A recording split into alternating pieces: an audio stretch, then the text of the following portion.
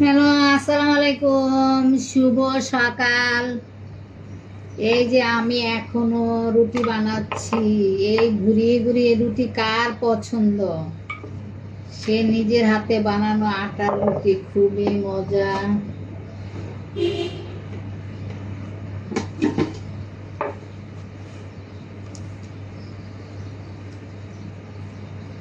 বন্ধুরা, কে কে রুটি খাবেন? নিজে গম কিনে ছাদে শুকিয়ে ঝেড়ে পরিষ্কার করে তারপরে নিজের হাতে রুটি বানাই।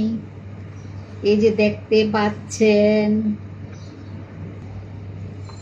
ভাইয়ারা আপুরা, এই যে হাত ঘুরিয়ে ঘুরিয়ে কার রুটি বানানো পছন্দ?